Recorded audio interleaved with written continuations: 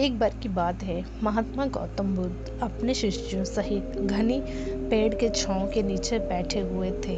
आसपास के बहुत से लोग अपनी मानसिक समस्याएं लेकर गौतम बुद्ध के पास आ रहे थे और महात्मा बुद्ध उन सभी लोगों को बारी बारी से उनके मानसिक समस्याएं का समाधान कर देते थे। वहीं से कुछ देर बैठा एक दुखी भिखारी अपने भाग्य को कोसता हुआ सोचने लगा कि अभी कुछ देर पहले तो ये सभी लोग दुखी मन से मुंह लटकाए उस महात्मा के पास गए थे और अब इतना खुश होकर कैसे वापस लौट रहे हैं।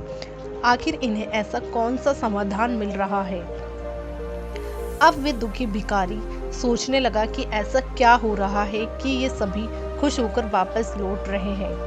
ये देखने के लिए वे दुखी भिखारी उस पेड़ के कुछ नजदीक गया और उसने देखा कि महात्मा गौतम बुद्ध तो लोगों को प्रवचन देकर लोगों के दुखों का निवारण कर रहे हैं।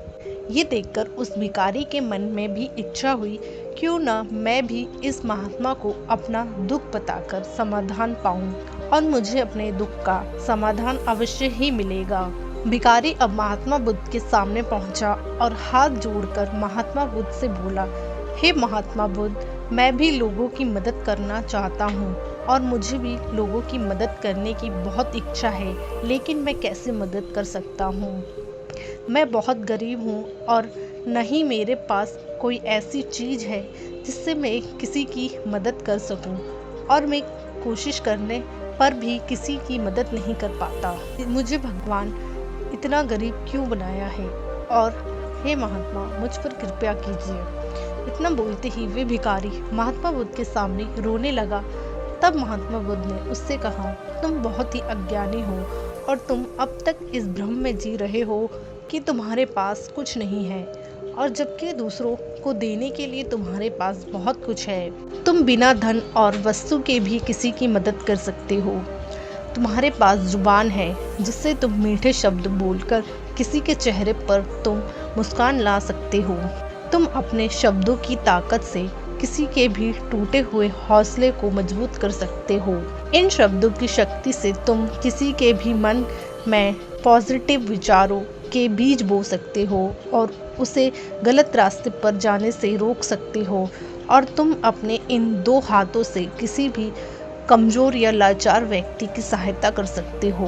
तुम्हारी ये दो आँख किसी अंधे को रास्ता दिखा सकती है। तुम किसी के लिए दुआ कर सकते हो या किसी के अच्छे स्वास्थ्य की कामना कर सकते हो, लेकिन अज्ञानता वश तुम अब तक इस बात को समझ नहीं पाए और इस बात के भ्रम में तुम अब तक जी पाए कि तुम्हारे पास मदद करने के लिए कुछ नहीं है।